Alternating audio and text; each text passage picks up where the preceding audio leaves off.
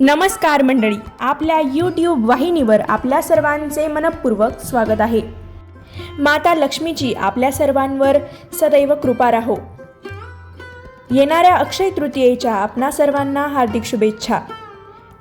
यंदाच्या अक्षय तृतीयेला म्हणजेच 19 एप्रिल 2026 या रोजी अक्षय तृतीया आलेली आहे आणि या दिवशी अत्यंत दुर्मिळ योग आलेला आहे. त्या दिवशी 6 राशींचे नशीब बदलू शकते असे ज्योतिषांच्या मते सांगण्यात आलेले आहे. व्हिडिओला सुरुवात करण्यापूर्वी जय माता दी असे लिहायला विसरू नका. चला तर मग व्हिडिओला सुरुवात करूयात. तर धार्मिक दृष्टिकोनातून अक्षय्य तृतीया हा दिवस खूप महत्त्वाचा आणि शुभ मानला जातो. अक्षय्य तृतीयेला दुर्मिळ योग येणार आहे. काही राशींसाठी तो शुभ असेल. चला तर बघूयात त्या राशी कोणत्या आहेत. हिंदू धार्मिक ग्रंथांनुसार अक्षय तृतीया हा दिवस अत्यंत शुभ मानला जातो. या दिवशी कोणतंही चांगलं काम करण्यासाठी मुहूर्ताची गरज नसते, कारण तो दिवसच अत्यंत शुभ मानला जातो. म्हणून इतर सणांप्रमाणे अक्षय तृतीयेला देखील तितकंच महत्त्व आहे. धार्मिक दृष्टिकोनातून हा दिवस खूप महत्त्वाचा आणि शुभ मानला जातो. असं मानलं जातं की जर या दिवशी कोणतेही शुभ कार्य केलं तर त्याचे कधीही न संपणारे म्हणजेच अक्षय्य फळ मिळतं. यावर्षी अक्षय तृतीया रविवार 19 एप्रिल रोजी आलेली आहे. अक्षय तृतीयेला धन आणि समृद्धीचं प्रतीक मानलं जातं. म्हणजेच आपल्या घरात भरभराट येण्याचे संकेत या दिवशी भरपूर असतात.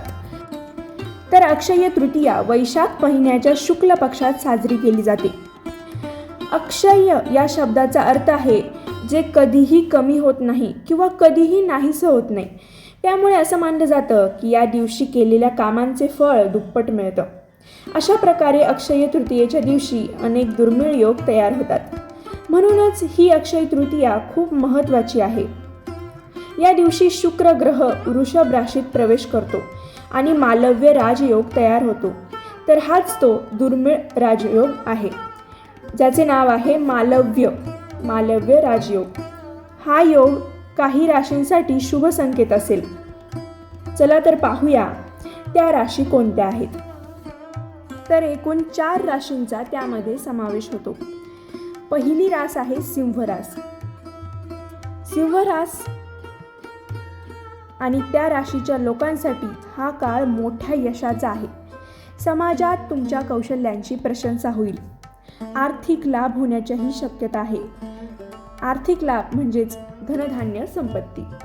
या काळात कुटुंबातील मतभेद दूर होतील. म्हणजेच तुमच्या कुटुंबात जर काही वादविवाद असतील तर ते मतभेद दूर होण्यास मदत होऊ शकते.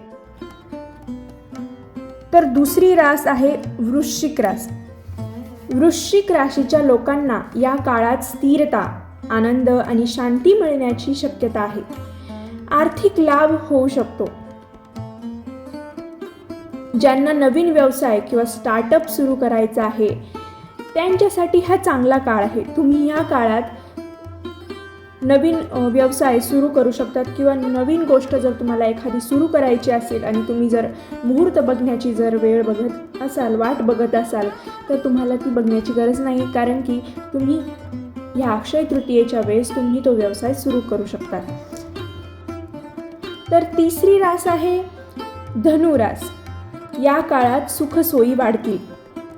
जर तुम्ही एखाद्या सुविधे वाचून किंवा सोयी वाचून तुमचं जर अडलेलं असेल तर तुमच्या सुखसोयी ह्या अक्षय तृतीयेच्या काळात वाढू शकतात. धनुरासवाल्यांसाठी ही अत्यंत शुभ बातमी आहे.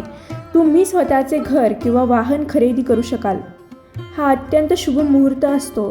त्यामुळे तुम्ही स्वतःचे घर किंवा वाहन खरेदी करण्याचे योग जास्त आहेत. कामाच्या ठिकाणी तुम्हाला तुमच्या वरिष्ठांकडून पाठिंबा मिळेल. म्हणजेच तुम्हाला प्रोत्साहन मिळेल. तुम्ही जे काम करत आहात किंवा जे काम करणार आहात त्यासाठी तुम्हाला वरिष्ठांकडून पाठिंबा मिळेल. उत्पन्नाचे नवीन मार्ग खुले होऊ शकतात.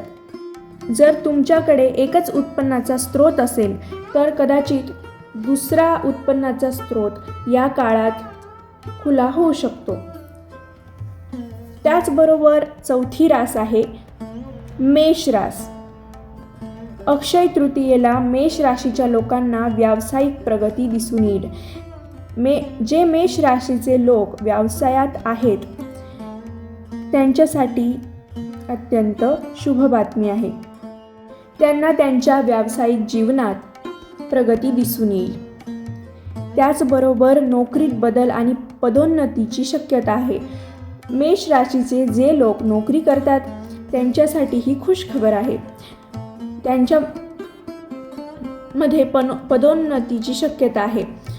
मेहनतीचे फळ मिळेल. जर तुम्ही खूप दिवसांपासून एकदम कठीण मेहनत करत असाल तर तुमचे ते फळ नक्की मिळू शकते. कामाच्या ठिकाणी नवीन संधी मिळण्याचीही शक्यता आहे.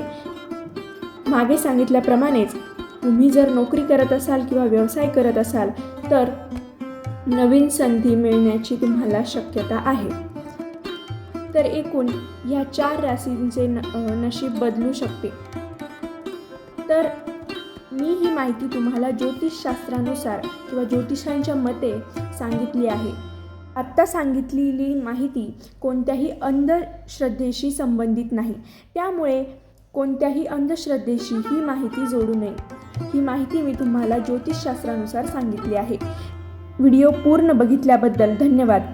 असेच नवनवीन व्हिडिओ घेऊन आम्ही तुम्हाला भेटत राहू. आपलीच वाहिनी डिजिटल DG मराठी. धन्यवाद.